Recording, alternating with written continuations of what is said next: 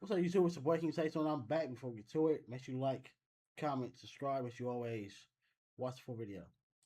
It's another case of alleged police brutality, this time accusations leveled against the LA County Sheriff's Department. And a man who said he was held down and beaten by 3 sheriff deputies in Compton. An alleged gang. Whoa. That should be crazy, boy. It be crazy cause it be feel like it's nothing that we can do. Cause like it say you're a civilian and you see this and you try to run over there and do something. You know for a fact you're finna get part of this beating too. It ain't like they finna you caught us. You're right. We're wrong. No, they gonna make sure it's like again somebody regular, no badge, commit a crime, you get caught, you're gonna try to get rid of the witness. Of sheriff's deputies within the LA County Sheriff's Department known as the executioners. The group that became the most dangerous is one we know as the executioners. 3 deputies were beating a black inmate. He was handcuffed to the waist. The real badasses from the 200 and 300 boys wanted to go to Compton. Today we take... For you to be that bold to do that, bruh, for them to attack that shit on their bodies, that's just no fear. Like, you know, like, nigga, I'm not gonna get caught, because, nigga, who's gonna tell on me? I'm gonna go into this dressing room, show these that's like somebody going in there, like, you become, you say, you're a member, right? You really from it, like, from the hood. But you go try to portray to be a cop. You're not gonna go in there and show your tats. Cause you're like, no, cause if they see this nigga, they gonna know. Nigga, for these people to be here amongst all these other supposed good cops and still like, nigga, that's crazy. You inside the world of the LA Sheriff gangs, groups who have names like the Executioners, Vikings, Jump Out Boys, and Regulators. These men in uniform have been accused of everything. Look at these names, the Jump Out Boys. From beatings to planting evidence to murder, robberies, and kidnapping. Now, these deputy cliques have long been an open secret in Los Angeles, but to those outside the LA bubble, the reality is shocking. To investigate this properly, we assembled an expert cast of characters, starting with John Sweeney, the legendary attorney who has beaten LASD in court time and time again. Mark, a former deputy who went to prison for robbery while in uniform and exposed his life inside the departments. Paulina Juarez, an LA Central Jail chaplain of 19 years who saw the brutality firsthand. Alan Romero, a lawyer who represented 2 former deputies turned whistleblowers. And finally, multiple mothers, including one whose 120-pound son was beaten beyond recognition by 5 deputies. Join us today as we take a deep look inside America's largest sheriff office and the gangs that hide within its walls. Ladies and gentlemen, we have quite an investigation for ourselves this morning. And to me, this is a time to be in tip-top shape, polished, focused, help with host to help like this. And I'm ready using my code.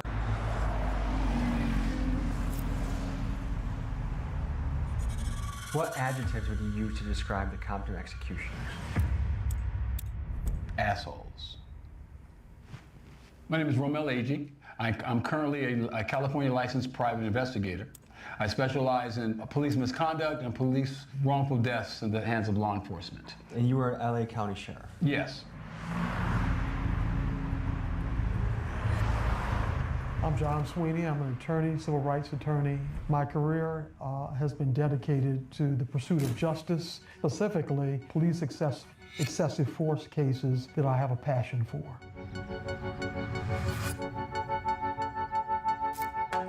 I feel like again, a lot of officers would get caught and probably stop doing what they're doing if other officers stop them. Because again, we're scared to if they're doing something to us, like it's already bad. Like we get here with resisting with violence, assault, battery, all on the officer. That makes the crime or the charge even worse. None of this will happen if the other officer, who's supposed to be a good one, would stop this bad one. Stop him, bro. You got the same thing he has, a badge. He's more willing to listen to you stopping him than he is listening to me. Hey, stop. Like, he's not going to listen to me. You're another officer. Oh, I'm in the wrong. My bad, bro. Stop him. That's all. That's most time. That's all it takes for the other officers to do their job. Stop this man. Like they said, it was a lady whose son was 100 and some pounds, right? Why did it take 5 officers to do whatever? Like two, I can understand because let's say if I'm trying to restrain somebody or stop somebody, prevent somebody, arrest somebody, whatever, but they're struggling with me, and I don't want to break none on them. So therefore, I'm on one side. This officer is on one side. So we're both trying to get his arms together. But 3, 4, that's too many people, especially for somebody that's 100 something pounds. And then y'all punching and kicking and In the mid to late 90s, the Sheriff's Department took over control of the policing in Compton in the year 2000. Alan Romero is a lawyer who has represented 2 deputies who tried to blow the whistle on the Compton department. One of them was Officer Art Gonzalez, a Marine Corps veteran who spoke out against the executioners and was met with death threats. The other was Captain Larry Waldy, who says he was targeted by his fellow officers after he made it known within the department that he opposed the executioners. So what happened is you had some competing groups who were going to try and control the station. The group that became the most dangerous is one we know as the executioners.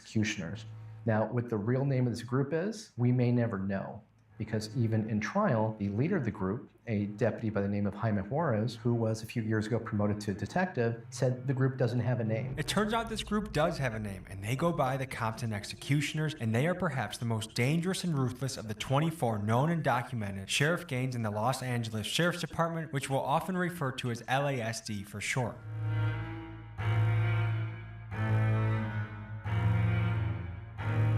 24 gangs. That's crazy, bro.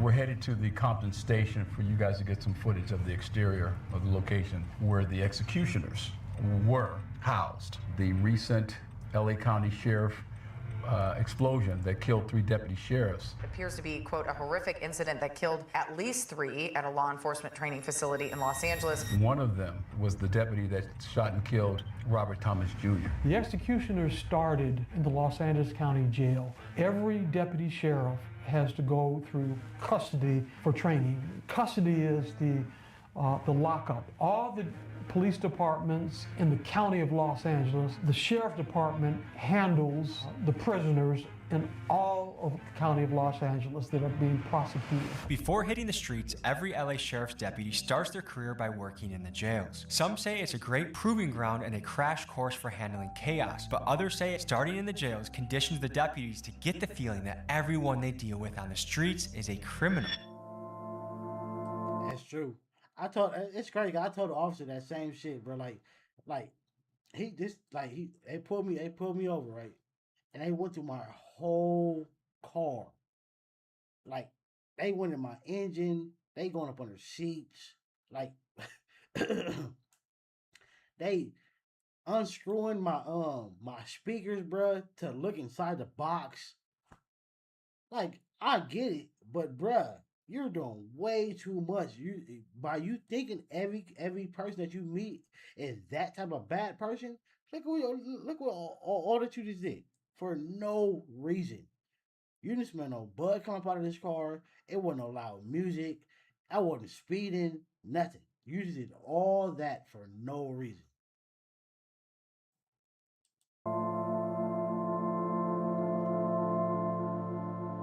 Brother was killed in Pensions Detention Center March 3rd, 2017. They had originally told me that he had a seizure. He fell off. They could have let her do her. She should have went and did this over, man. Why would you come onto this video with your hair like this?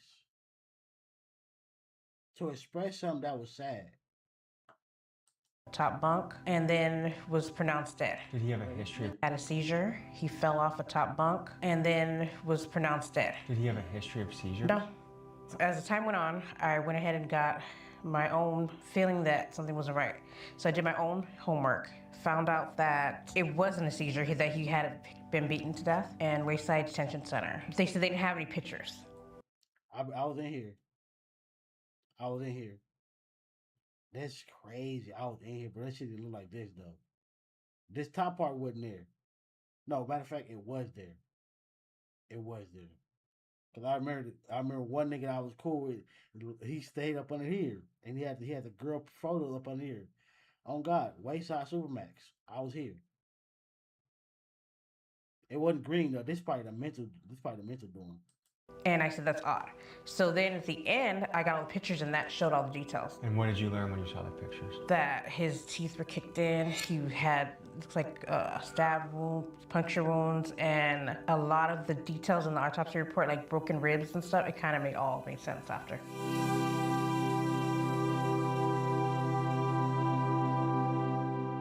When you talk to gang members in Los Angeles and you say, oh, you're part of a big street gang, they say, are you kidding me that the cops, the sheriffs are the biggest gang of all?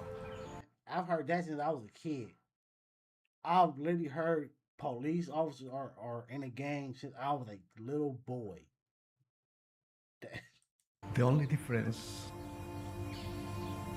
is that they have uniforms.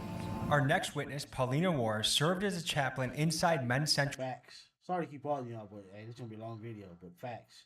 Gangs, their uniform is the colors, but nowadays you already see people barely even stay within their colors. People wear what they want to wear now. But for cops, it truly is you're a gang member in a uniform with a badge and weapon and legal backup. Everybody that you gonna call is legal.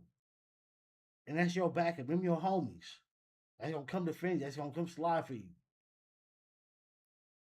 Jail for over 15 years. Central Jail is widely regarded as the most notorious lockup in Los Angeles and a critical piece of territory for the LA Sheriff gangs. In 2025, it's already on track to become one of the deadliest years on record, with 26 inmates losing their lives so far. And after a long career inside the Central Jail, Paulino can speak on things that few other people can.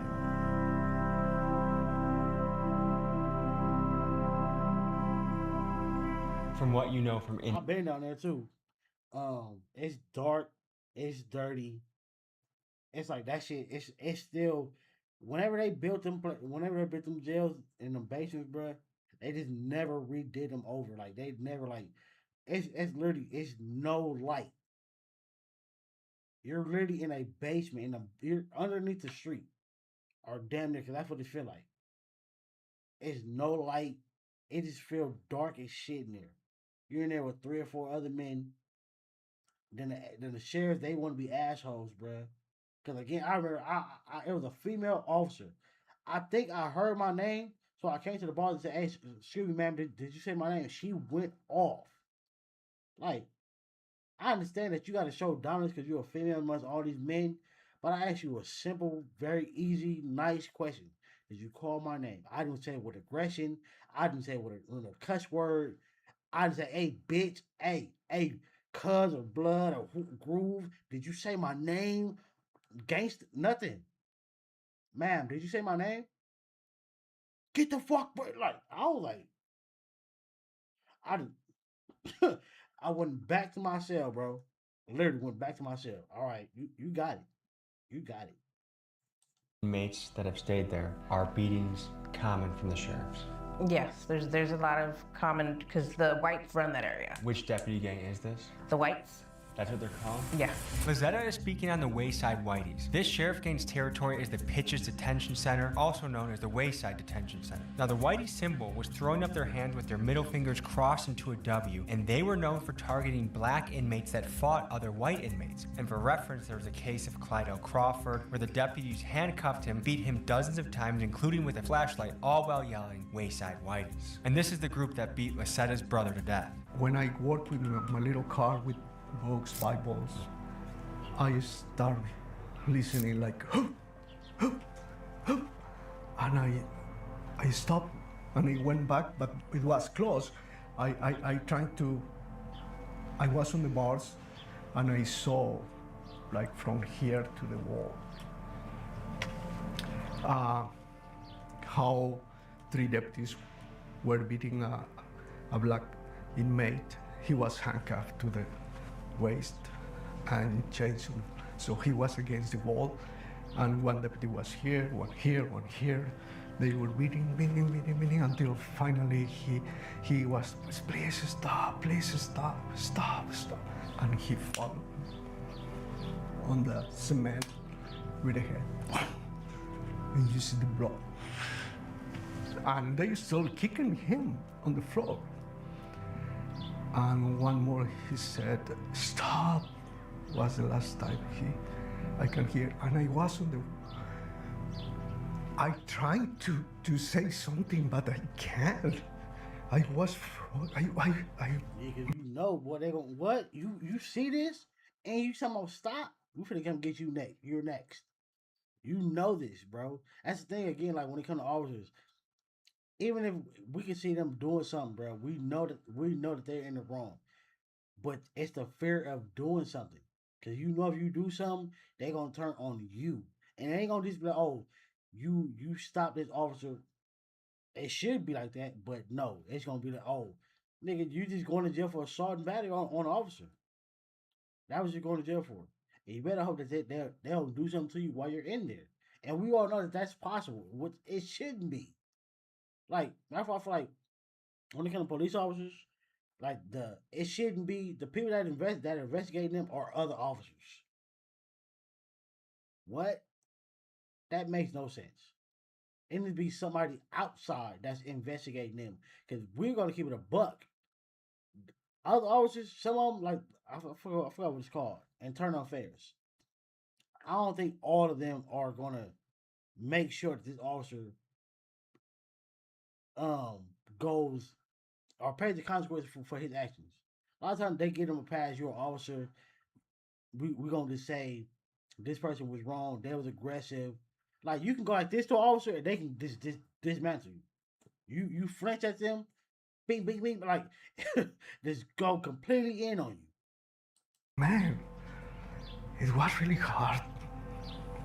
It was like 4 minutes. I think that at this point, everybody has such a fear of them that they just don't want to even go and touch that. That's a road they don't want to cross. And they know that. How long did you serve and which department were you in?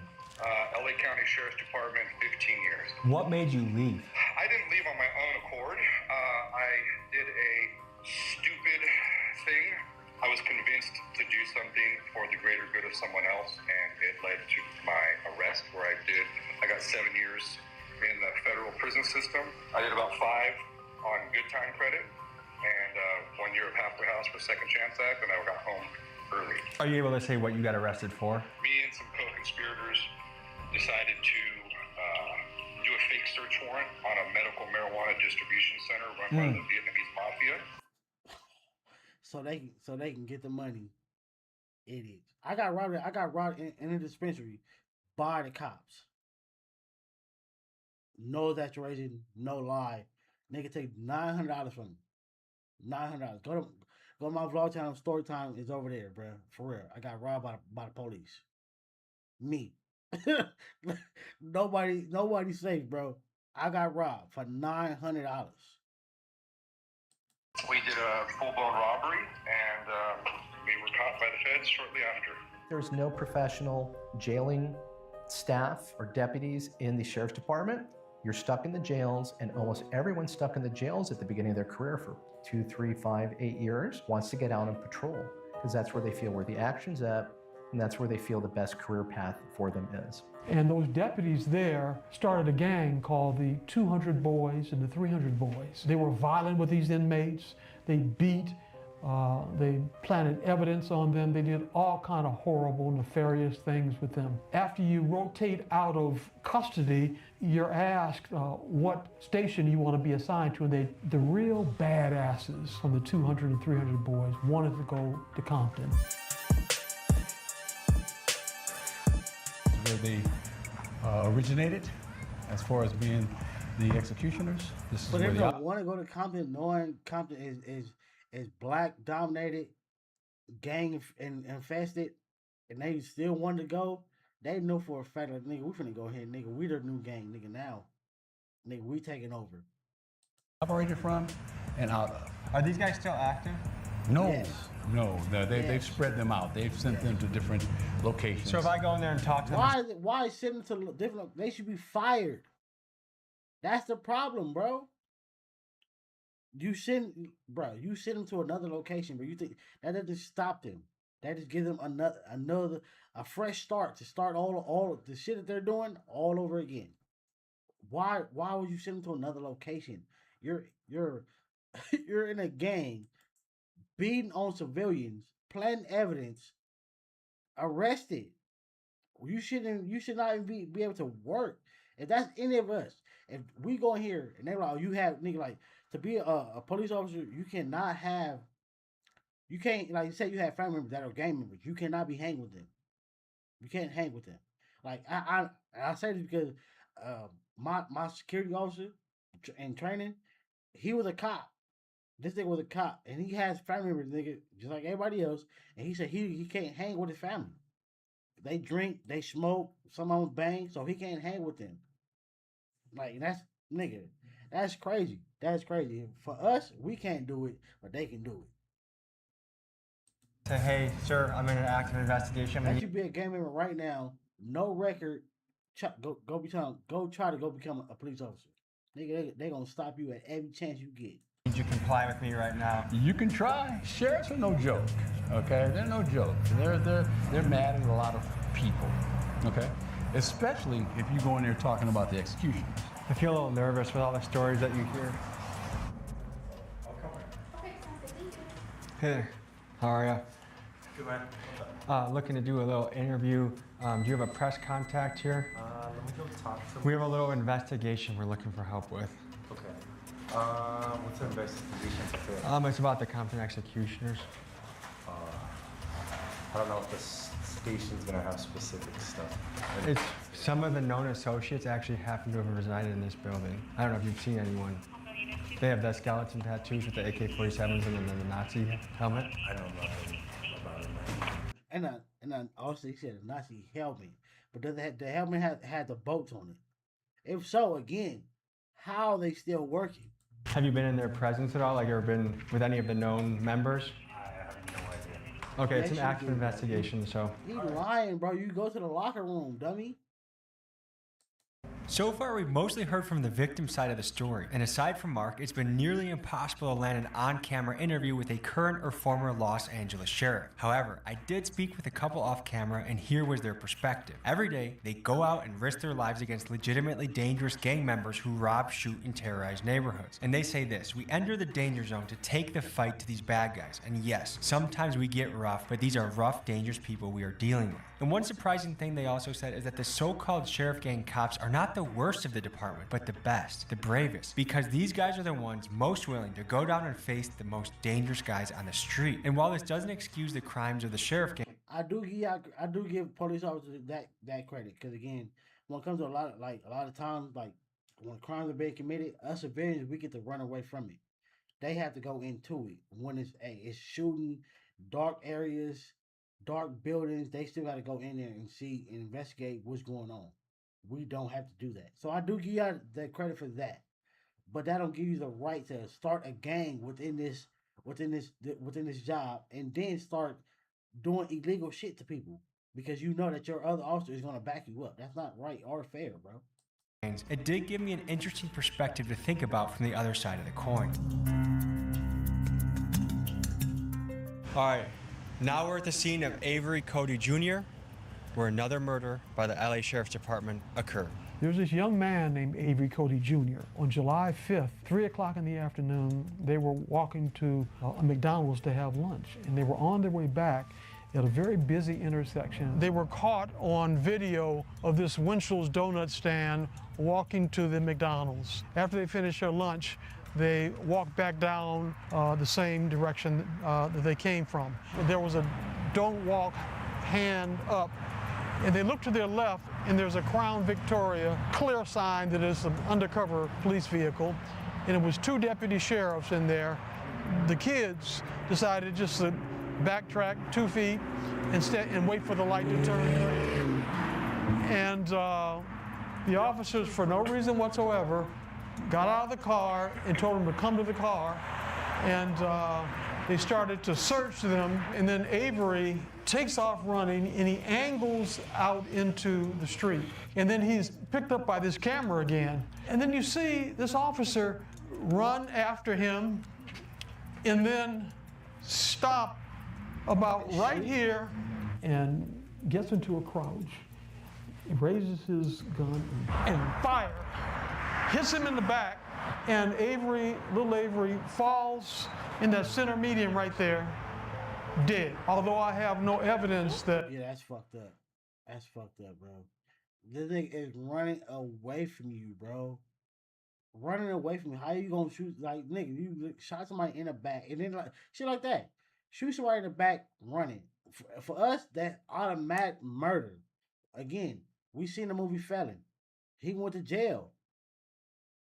He went to jail. He was a cop. He went to jail. Was he a cop? I think he was a cop. But the nigga went to jail. Shot somebody in the back because again, the threat is leaving. If this person didn't go to jail, bro, that's crazy. That's crazy. The shooting officer was doing anything to get into a gang. I didn't know at this point whether or not there was a gang. But with this series of shootings, I suspected that a gang existed. That was his initiation, just like a street gang. My name is Vanessa Perez. I'm the mother of Joseph Andrew Perez, who was severely beaten by Los Angeles County Sheriff's Department July 27, 2020. The sweatshirt you're wearing has an extremely brutal and disturbing photo on that. Can you describe what we're seeing? This is a photo from the Los Angeles County Sheriff's Department that they took in the hospital 121 times. Do you know how many Hey, that's just too fucking close. officers were beating him at the same time? 7. They gave different reasons. My son's mentally ill. He struggled with bipolar, schizophrenia, and psychosis. And as he was a couple blocks away from my house, he was in crisis, talking to himself, hearing voices. And I was looking for him. I couldn't find him. And what I did hear were sirens, and then they went quiet. And then I would hear sirens again, and I would see sheriffs going in different directions. I followed the helicopter about a couple blocks from my house, and that's when I found almost like the whole department was there now by that point. How many officers do you think were there? Oh, at least 30. You see your son? I didn't know my son was on the floor until about 40. And again, as a nigga who reacts to police encounter videos, I don't get why there be so many. I can understand 1, 2, possibly 3 cars, but then it's like the rest of them. Why are you like they never called it in? Like, hey, 10-4. It's only one person, no weapon. It's handled. We got it. They just let everybody show up, and then when everybody show up, they just hanging out. Like literally, go to my other channel, go to King Say So Reacts 2. I say it a lot because that shit be pissing me off. Cause like, nigga, why are y'all just standing around? Why are you here? The officer, like the officers who were involved, and probably a supervisor, I understand. The rest is like, why are you here? She just said her son, 30 officers. She probably over exaggerated. Probably was like 20. But still, why are 20 people here? The officers who were involved, their supervisor, and that should be it. An ambulance. Why did all the other officers here? For no reason. Wasted gas, putting up here, wasting time, standing around while other crimes are being committed. 5 minutes later, when I first got there, they said that there was a bad fight. And then I seen deputies put a light-skinned man on a gurney.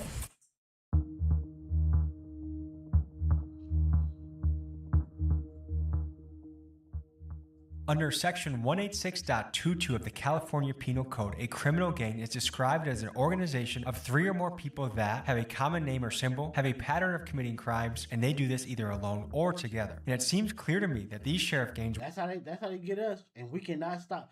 Like, even if we like, no, we're not in the gang, we're a crew, we just get money together, whatever, like, we're not a gang. We don't do this. No, you're a gang. No, like, it's like, no matter what, the way that they define something, that's it.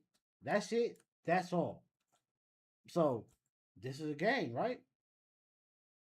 would indeed be looked at as criminal gangs under California law. Which brings me to the question of why haven't any of these groups been charged under the RICO Act? After all, that's what would happen if the Blood Serranos or the Hells Angels did the same exact things these cops are doing. This seems to be a serious double standard of justice. Tell me what you guys think in the comments.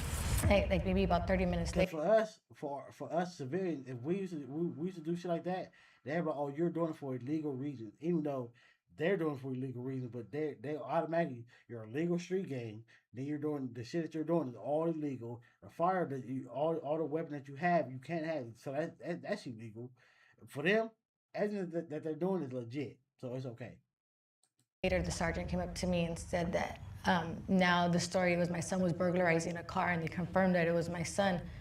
And maybe about 45 minutes later, my son started screaming. He was screaming, why did you do this to me? Why? And he had to go back to being quiet. And then that's when I knew that was my son. Mark, were you in a sheriff gang? Was I? I was not. At one point, I was at Century Station where the regulators were at. Go on. Within these departments, how common was it to be part of a sheriff gang? It's like a secret. You don't really know that they don't talk about it. It's like a station. You don't just walk around, hey, you're a fucking regulator, But I think these guys, a lot of them that chase ink, they go there to get that tattoo. Once they get it, they feel super proud or whatever it is. And it could be raining and 50 degrees and they're wearing shorts and flip-flops so they could show their tattoo loud and proud. It's like, come on, dude, really? Have you ever attacked? That means it's not a secret then. They probably don't talk about it, but nigga, if you got the tattoo and you're showing it. Attended an inking party. Now, usually at the off training parties, when a group of guys get off training at the station, that's usually when they'll be their inkings are done at that same time. It's not done there. It's done afterwards. It's done usually in a dude's house or something to that effect, but I haven't been able to go to one of those myself because I wasn't invited to be getting the ink, but I know a lot of guys that did. Folks, the truth about the violent behavior you are hearing about is that within these departments, violence against civilians was not only encouraged, but celebrated. For example, often these departments, violence against civilians... What? This is the Jump Out Boys creed. Each member, for no reason, shall ever fight with its brother. Each member must respect and obey all rules of the Jump Out Boys creed. If you do not work GET, what the fuck is GET? Or have never worked GET, then you cannot become a member. This is crazy. Anyone not working GET still has what? Insight or and his opinions are valued for further revision and consultation. But the current Jump On Boys working GET have a final say. And the only one that can vote for new members, each new member must have a approval from all members in order to become a Jump Out Boy. For y'all to even write this shit down is crazy. The keeper of the Black Book is responsible for the book of all. I want to know what's in that Black Book. That's really all you need. You need are jotting down what y'all doing. Yeah, we need that book. Was not only encouraged, but celebrated. For example, Officer Larry Waldy testified that the Compton executioners actually held a party at a restaurant to commemorate a deputy-involved shooting. Another way violence was celebrated when a deputy would commit violence or murder against a citizen, they would sometimes host an event giving the man responsible a tattoo, which to me, it makes these deputy cliques sound no different than a common street gang. Oh God, that's tagging that shit, tagging the teardrops. That's a street nigga. That's a real gang member right there, bruh. There are significant legal barriers. Like y'all celebrating shootings. You getting tattoos when you catch a body. To investigating and holding officers like Jaime Juarez and the rest of the executioners accountable. One of the primary barriers is the fact that you have to get someone within the department to stand up and be a whistleblower. That's going to 100% destroy their career, and they have to know that at the point. And we had some really brave people. We had Larry Waldy and we had Art Gonzalez come through and do that.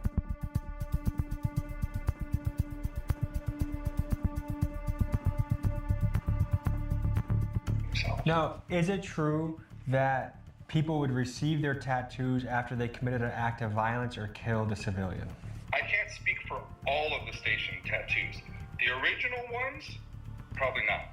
The newer ones that came after, yeah, I would say so. Then we got a case, the Dante Taylor case. And Dante Taylor was a young man who had 4 kids. Right now, folks, we are at the scene of where Dante Taylor was killed, and this is the case that broke open wide the investigation against the Compton executioners with their tattoos and their gangs within the department. I'm gonna let these guys take it from here. We're on the corner of Wilmington Avenue and Brazil, city of Compton. This area is controlled, or was controlled, probably still is controlled by the Cedar Block Compton Pirate. Dante Taylor lived here at this location and was hanging out with his good friend, George Taylor. It was about dusk, and he came out of his house and walked northbound on Wilmington. He was encountered by 2 deputy sheriffs. This is Samuel O'Donnell, encountered by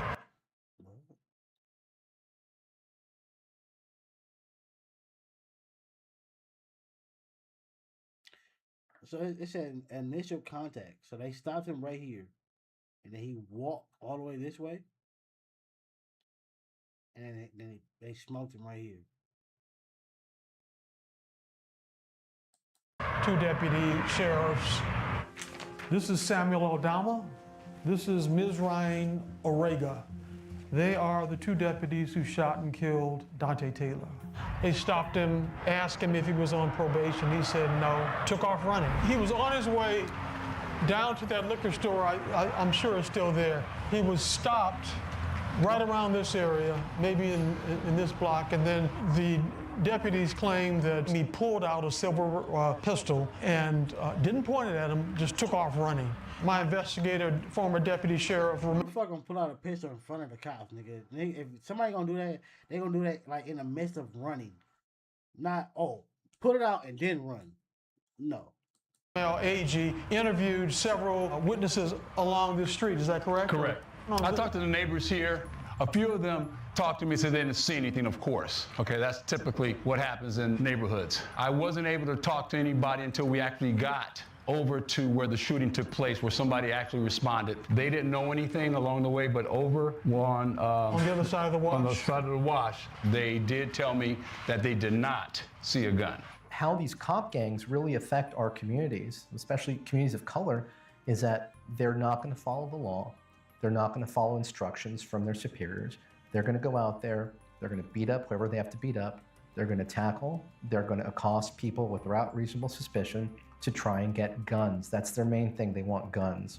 Sometimes when they would lose people on pursuits, they would call in ghost guns. They would say, yeah, man with a gun. So of course every unit responds to find the person with the gun, and it turns out there's no guns. Can you speak to the practice of planting evidence by the Compton executioners? What came up over and over again is they say that the person had a gun and that the gun's not found, but they claim that that was the justification for them using force against them.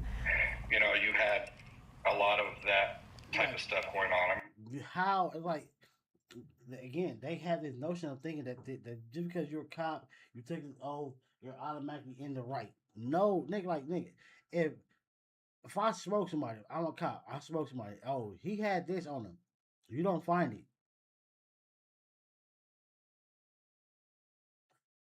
Like, nigga, if that was us civilians, nigga, we say, we was in fear because this person had a weapon, and then they go to them and they have no weapon, we're going to jail. You might get manslaughter, you might get murdered, but you're going to jail for sure. I mean, they're going to get caught no matter what. If you're planting dope, I mean, I remember seeing a couple of shootings where they thought there was a gun. They shot the dude, they thought he had a gun, and he didn't, and all of a sudden, a gun appeared near his hand. Hey, how'd that get there?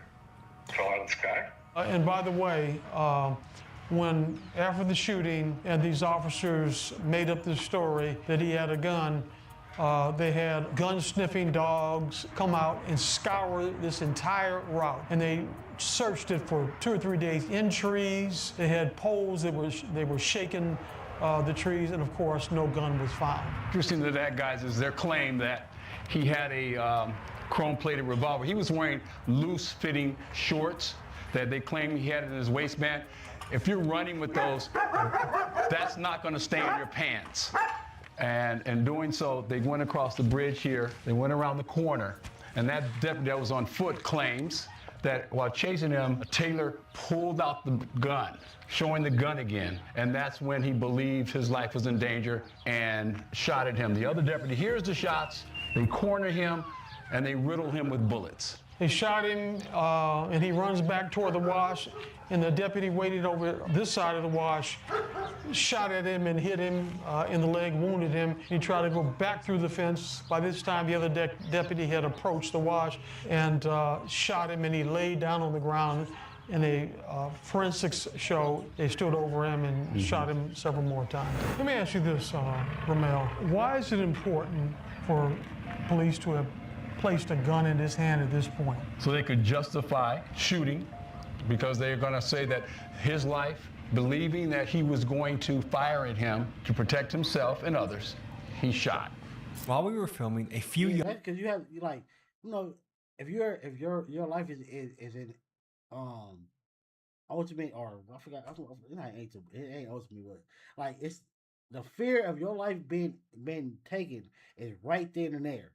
You have the right to defend it and unalive that person. That's for cops. That's what they use every time, because they know they have that. youngsters with connections. Especially when they're legal themselves because they have a badge and then they have a legal firearm. So them defending themselves, they are in complete right. Us, more than likely, the person that you have is not registered to you. So therefore, if you defend yourself, you're still going to jail because you might just go to jail for the firearm. To the neighborhood Pyrus came up to see what we were doing. So I decided to ask them their thoughts on this story. Here's what they said. What do you guys think when you hear of the sheriff's gangs being able to just kill people and get away with it? Like, what does it make you feel? It makes me feel angry because it's like they make it seem like we the most dangerous ones when the whole time it's right in front of you. Like if you check a lot of these police people tattoos, it's a lot of gang nasty. And they always have an excuse for what they do. Like literally, like I thought he was reaching. I thought the whole time he was just walking home. Good reason for them to shoot at them, kill them, you know. My dad said they used to treat him foul. If he had like some weed in his pocket, they'll throw some more. They'll say like it's more than 2.5 grams, so he could go to jail. Like.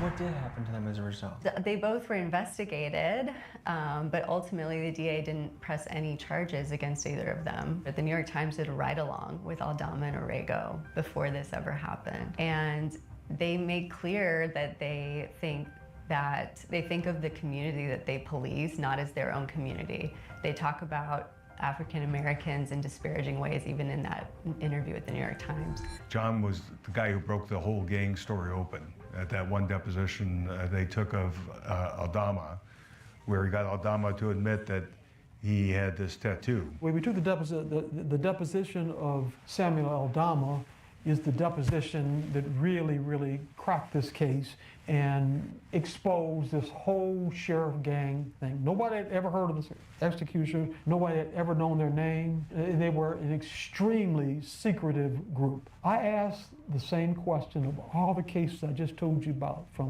I said, do you have any tattoos on your person? He said, yes, I do. I said, why don't you describe them?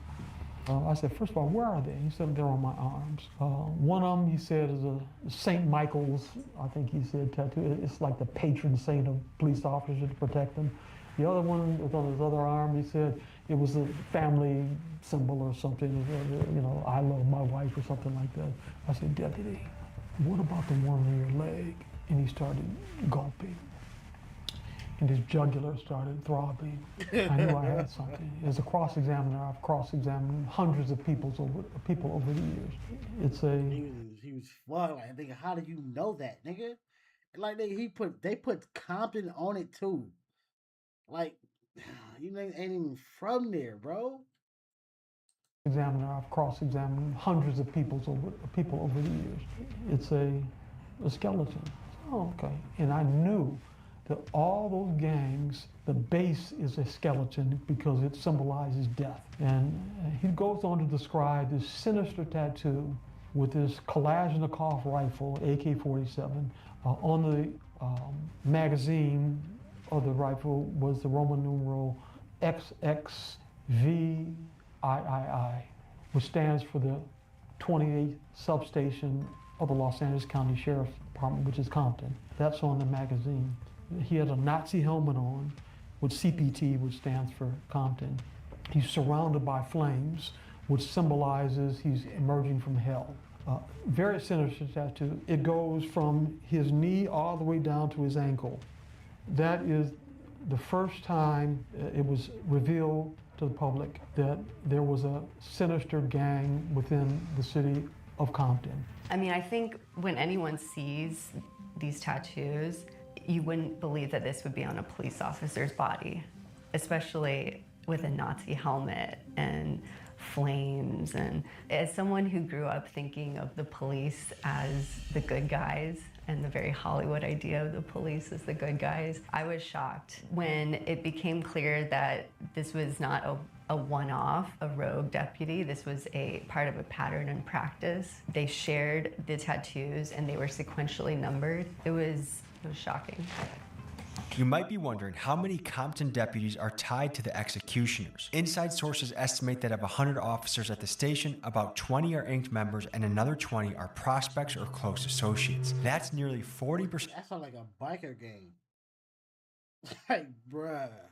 Of the station. And for perspective, even during the height of the Catholic Church's scandals, only about 6% of the priests were implicated in wrongdoing. To put this another way, imagine calling 911 in Compton and having a 40% chance that a gang member in uniform shows up to the scene. What does that make you think that these guys in broad daylight, after the beating or the killing of a citizen, are having beers, getting tattoos, and celebrating together? It's the biggest gang in America. Now, do you know the names of the deputies involved in this beating? Yes. Can you say them? Yeah, Sean Merrick, Abraham Rivera, Jake Adamo, Sebastian Pomba, Vincent Rodriguez, Paul Sedana.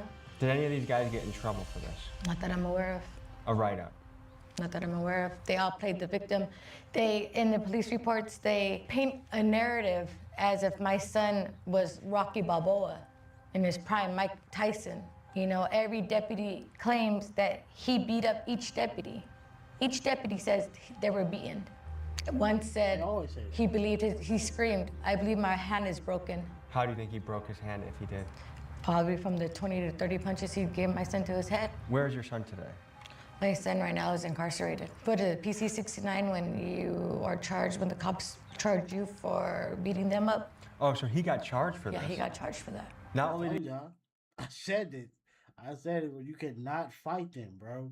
Like I reacted to a video yesterday, and the officer was screaming on the mic, "You cannot defend yourself from us."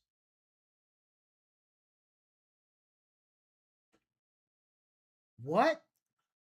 Like, he kept repeating it. He kept repeating it over and over. You cannot defend yourself from us. Brother, I ain't did nothing. I don't want to talk to y'all. I don't want to be around y'all. I ain't committed no crime. You cannot defend yourself from us. Like, you gotta go.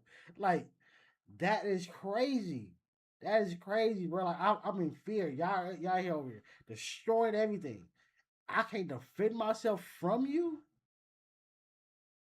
He get a beating, but he actually got charged with the crime of beating them. He got sentenced to prison. They ended up giving him the county time. He did his 2 years county time, but he was sentenced to 3 years in state prison. So he got the shit kicked out of him and then got sent to prison for it. Do you think anyone will ever be held responsible for this? I hope so. What do you say to the people that I don't even think sheriffs even wear body cams, so no. say these cops are dealing with very violent street games? You kind of have to recruit monsters to fight monsters. We're better than that. And I think, I mean, especially, like I said, I've been on both sides, and I do think most police officers, law enforcement, and people who train law enforcement care deeply about following the Constitution and doing the right thing and not becoming a monster. And I also... Yeah, but a lot of them end up leaving. I know somebody, bro. I know somebody who became a cop, but they quit. Like, they quit because of the shit. They said it was racist. It's a black man. He quit because it was racist. That's what happens a lot. either you're gonna either quit or you gonna either it's either you're gonna quit, you're gonna fold and like fall into like what they're doing, or you're gonna stay quiet. Like what they're not gonna just go with, especially again when you're going against people who have legal weapons. Like you know, it's a whole team of them that can all come at one time. Again, us civilians, bruh. Even if you call, this ain't game member, bruh. If he called his homies, bruh, and say, "Hey, nigga, I'm gonna go to war with the police," nigga, they're making like, "Nigga, I'm not going with you. No, we're not. No, we're not going. Like we gotta find another way around that, or let that go." An officer telling another officer, "Hey, I'm gonna go to war with these people," they're going. What rule or what law do we gotta say that this person broke for us to put it like this? This when you go up there, just go there, get into it with them, call it in and say this happened, and we're gonna all pull up. We're gonna all be down the block, but we're gonna all pull up. That's all it takes. One phone call. One phone call. Police officer makes one phone call or one. Hey, officer need. That's it. That's it. I also think if you do want to restore that community trust between law enforcement and the people they serve, you have to get away from this idea of violence is tolerated and that you have to meet. They want us to be like cordial, show us that other officers are going to jail for the same thing that we're going to jail for. That's it. Arrest them for the crime that they commit. That's it. That's all they gotta do. Stop giving these people passes and you committed this crime here, so we're gonna just fire you and you go to another station. What? And that would have been us. We're in jail. The criminals halfway, because that's just, it's never gonna work. The last thing I got for you is this. People say, to be a police officer is to protect and serve. And when you have these gangs, they're kind of violating their initial oath. What do you think about that? It's kind of a tough question to really answer, but I will say it does essentially if they make it that way. Having a tattoo and being part of a group of fellas that, if you're just proud to be a deputy sheriff, and I work this station and we all survived some kind of shooting or some casualty, or we're just here just risking our lives on a daily basis and we're just trying to be the best cops we can, great, so be it. But once they start taking... I said that before, like that's like anybody on the street. As long as y'all ain't committing no major crimes against nobody, even for these people. They wanna start a crew, because these you say 1,500 people, fuck it, whatever. We're a crew. We all make sure that we're safe at the end of the day. We all make sure that we're good, that each person made it home at the end of the night. But like they're not violating us. I wouldn't give two fucks. I would not care, bro. But it's the fact that y'all are doing this shit just like regular gangs, and then y'all don't suffer the consequences as these gangs do. That's not fair.